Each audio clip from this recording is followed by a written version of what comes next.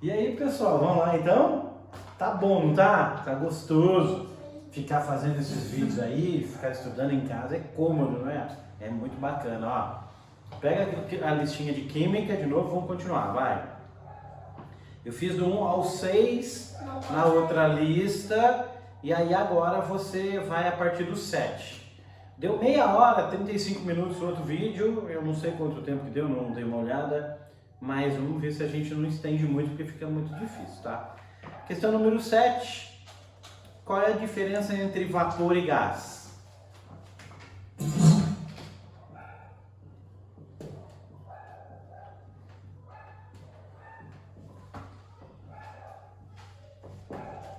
Quando você pega uma substância e faz as mudanças de estado físico sólido, líquido e gasoso,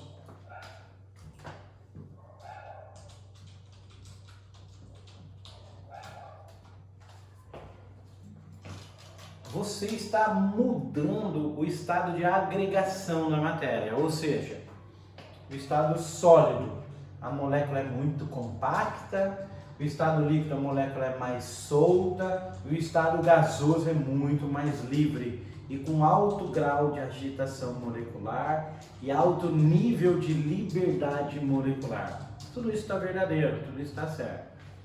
Só que existem duas situações e que causam uma certa confusão para a gente. O oxigênio que está no ar atmosférico, que a gente respira, que a gente usa para a gente respirar, esse ar, esse oxigênio, ele é um gás ou ele é um vapor? E quando eu coloco água num recipiente, levo no fogo, acendo o fogo, coloco, começa a borbulhar. Se eu colocar um recipiente frio em cima, aquele vapor gruda naquele recipiente de cima e forma água no estado líquido. Aquilo é vapor de água. O oxigênio é um gás. Ah, não ficou muito bem claro, explico para você. Tem como você pegar um recipiente bem gelado, e fazer o oxigênio grudar nesse recipiente e virar oxigênio líquido? Não tem. Tanto é que se você pegar um copo com água lá dentro, bem gelada, e colocar em cima da mesa, o que vai ficar molhadinho do lado de fora do copo é o vapor de água que tem no ar atmosférico. O oxigênio, ele não vai grudar no recipiente e passar do estado gasoso para o estado líquido. Não vai. Então, o que eu quero dizer para você é o seguinte: gás é diferente de vapor, porque é o seguinte: pensa no vapor da água.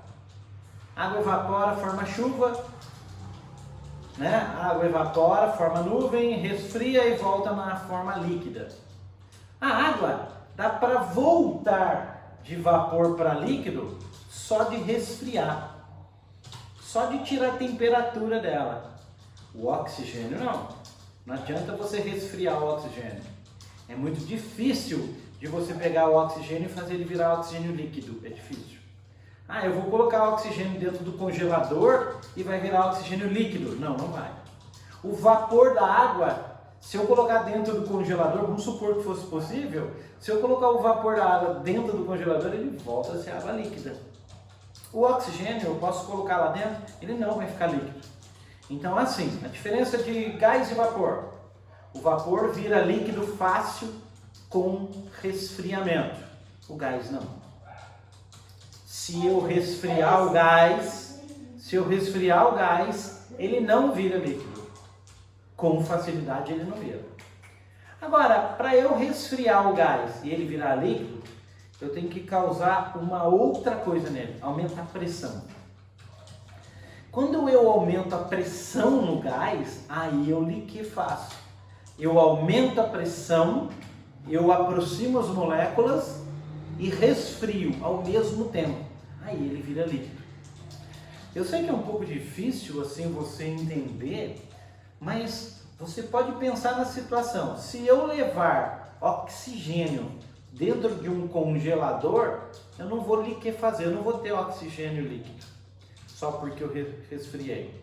A água, se eu levar o vapor dela pro congelador, eu condenso, eu faço ele virar líquido com facilidade. Então a diferença básica entre gás e vapor é essa. O vapor eu liquefaço, eu faço ele virar líquido com resfriamento. O gás, para virar líquido, eu tenho que resfriar e aumentar a pressão em cima dele. Daí ele vira líquido. Então eu não vou escrever, você redige aí um textozinho para você diferenciar gás de vapor nesse comentário que eu fiz. O vapor vira líquido facilmente com resfriamento e o gás não vira líquido com resfriamento. Facilmente não, tem que aumentar a pressão em cima do gás. É uma questão um pouco complexa, mas quando a gente voltar no cursinho, a gente faz uma figurinha, porque é legal a gente fazer uma figura. E também eu preciso definir para você o que é pressão, para você entender melhor aí a diferença de gás e de vapor. Basicamente é essa. Tá joia? Faz um textozinho com vídeo, pausa o vídeo, depois você tenta escrever alguma resposta em relação a isso. Seria interessante você pesquisar qual a diferença básica entre gás e vapor, beleza? Questão número 7. Vamos para a questão número 8.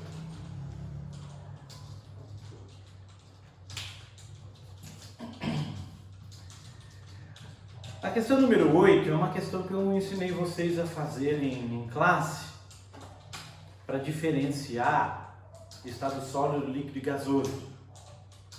E aí ele pede aí dessa tabelinha quais são as substâncias que estão nos determinados pontos de fusão e de ebulição. Então a questão número 8 tem uma tabela e a tabelinha tem uma coluninha que está escrito assim, substância.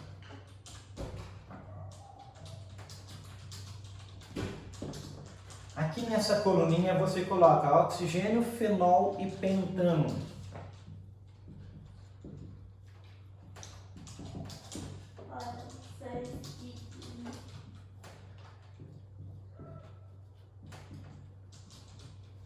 Oxigênio, fenol e pentano.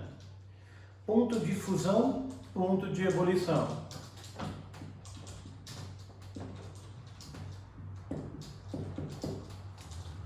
Menos 218, 43, menos 130, menos 183, 182 e 36. Aí eu ensinei você a fazer essa figurinha. Ó. Você passa um traço, divide esse traço em 3. Aqui você anota a temperatura ou ponto de fusão. Aqui você faz temperatura ou ponto de ebulição. Agora você faz assim. Para cá é estado sólido. Aqui líquido. E aqui estado gasoso. Eu vou fazer para um só e aí o resto você vai entender fácil, tá vendo?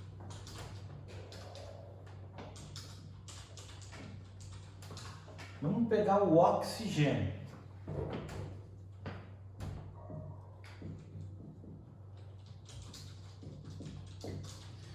Pessoal, o oxigênio tem ponto de fusão, oxigênio ponto de fusão, menos 218.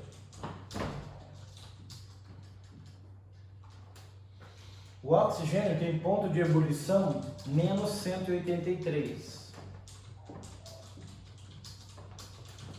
Agora faz essa divisão, sólido, líquido e gasoso.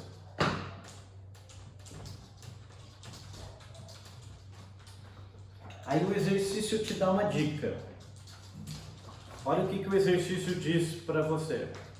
25 graus Celsius, 25 graus Celsius.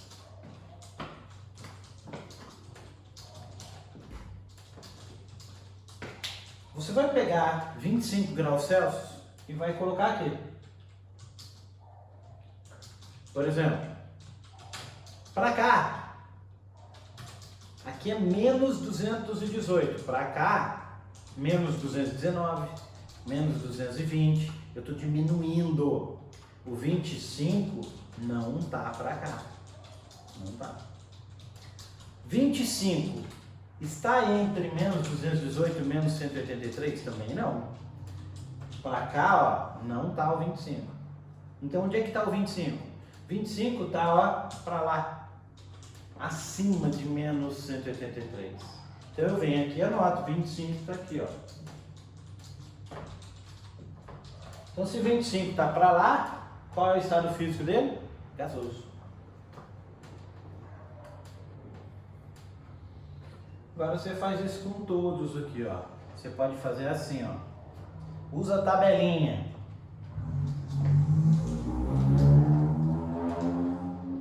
Ponto de fusão, ponto de ebulição.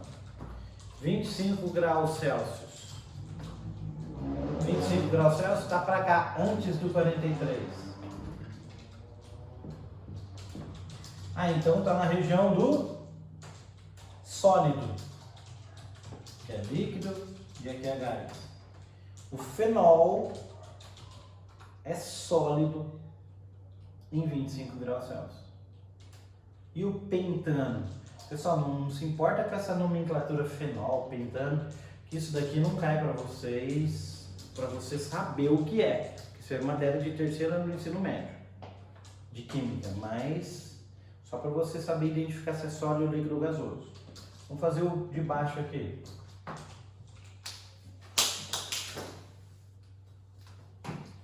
Faz a retinha.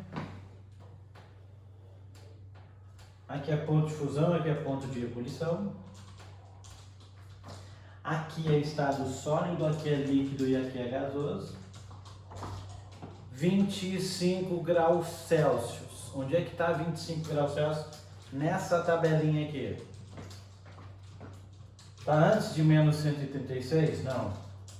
Ah, 36 está para cá, ó. Para cá o 25. Então significa que o pentano, 25 graus, ele é o quê? Ele é líquido. Então aqui é gás. Aqui, ó, é sólido. E aqui ele é... Aí a questãozinha número 8. Beleza?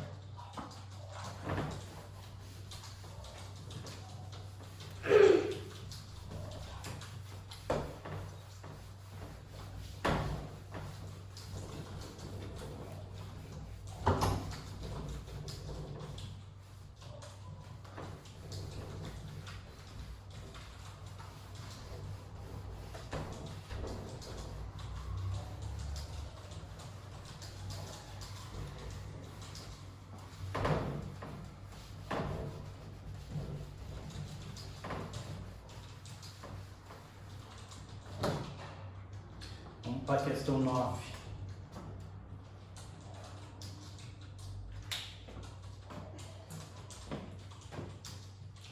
Pessoal, questão 9, ela é aquela questãozinha de mistura comum, azeotrópica ou eutética. É só olhar o gráfico, ver o trecho que varia lá a temperatura. Olha, lembra da outra questãozinha que a gente fez agora há pouco, a questão número 6. A questão número 9.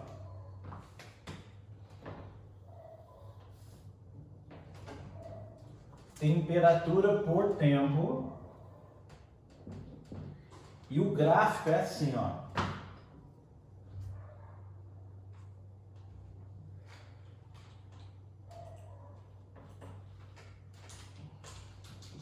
sólido, líquido, gasoso, fusão, e aqui é ebulição. A ebulição é patamar paralelo aqui, paralelo. Temperatura não muda, só muda aqui. Quando muda aqui, que tipo de mistura é essa daí? Alternativa A, álcool. Quer dizer, vamos ler o enunciado aí para você ver do que tipo de mistura. A curva de aquecimento apresentada no gráfico mostra a variação de temperatura em função de tempo de uma amostra de álcool vendido no supermercado. Não é álcool puro. Como é que você sabe que não é álcool puro? Porque, olha, esse patamar não é paralelo. Para ser substância pura, tem que ter 2 patamares paralelos. Não temos 2 patamares paralelos. Então, não é uma substância pura. Mas aonde que muda o patamar? Muda aqui, ó, na fusão.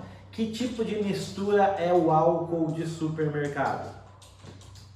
Observando-se as informações, uma análise do gráfico permite corretamente afirmar que o quê? Alternativa A, o álcool é uma substância pura? Não, acabei de falar. O gráfico não tem 2 patamares paralelos, não é.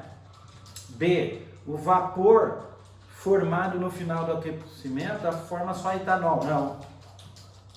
No final, evapora todo o álcool e toda a água que tem no álcool também de supermercado. Então, o vapor é formado de vapor de álcool e vapor de água também, que é uma mistura.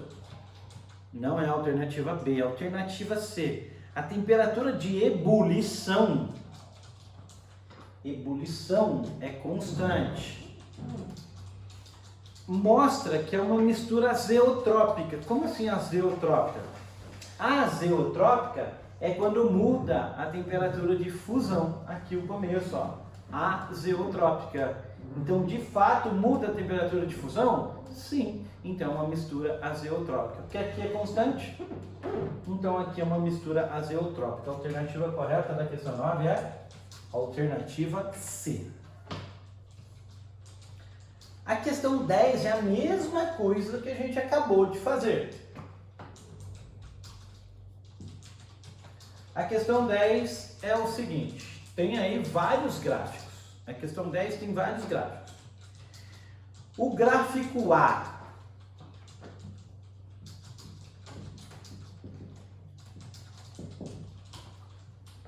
a fusão e a ebulição, ambas são paralelas ao eixo dos tempos. Ambas. Tanto essa quanto essa é paralela no gráfico A. Não estou falando desse gráfico não, é o gráfico da figura aí, da tua apostilinha, da tua lista. Dois patamares paralelos. Substância pura. Se tiver 2 patamares paralelos, substância pura. Esse é o gráfico A. Virando a paginazinha da lista, o gráfico B de bola. O gráfico B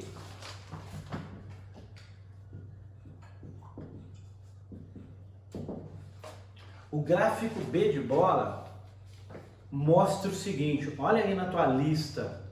O gráfico B mostra que a temperatura de fusão é constante. Quem está mudando é a temperatura de ebulição. Olha aí no gráfico.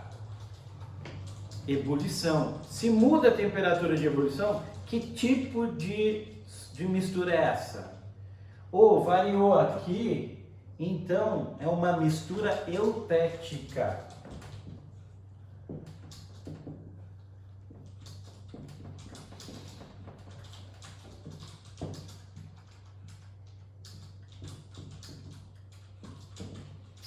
E o gráfico C?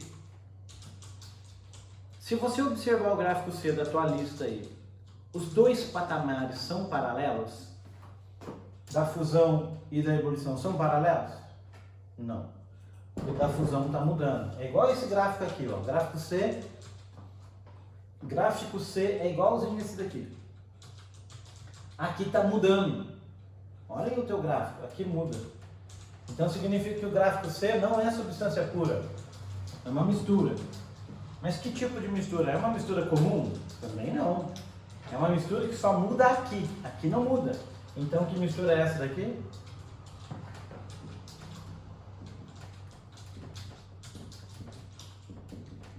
Mistura azeotrópica, é quando muda a temperatura de fusão.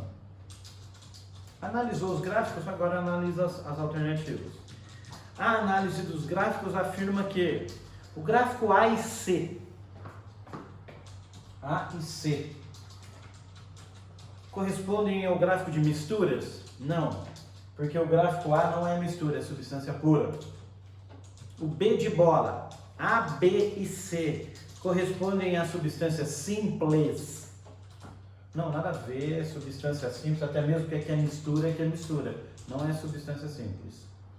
Alternativa C, os gráficos B e C correspondem a misturas de substâncias? B e C, sim, mistura azeotrópica, mistura eutética. A alternativa correta da questão 10 é C. Vamos analisar a D aí, porque elas não são verdadeiras. B e C de bola correspondem a diagramas de mistura eutética. Não, uma é azeotrópica e outra é eutética. Alternativa E, os gráficos B e C correspondem a diagramas de misturas azeotrópicas? Não, uma é azeotrópica e outra é eutética. O mesmo caso do item D de dado. Não é. Vamos para a questão número 11, beleza?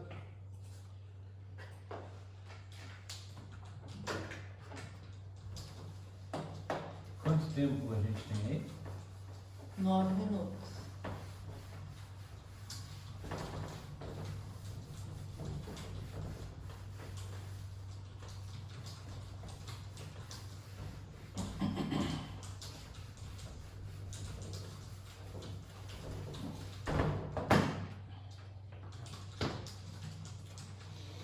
Bom, vamos continuar aí, pessoal. Ó.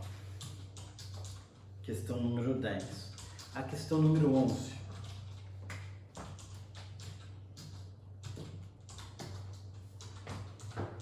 Em pressão e temperatura constantes, a massa específica de uma substância pura. Dois pontos. Antes de fazer,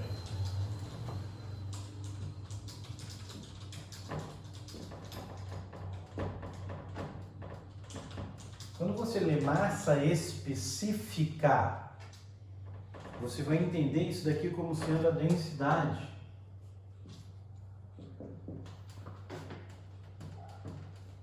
Densidade de uma substância.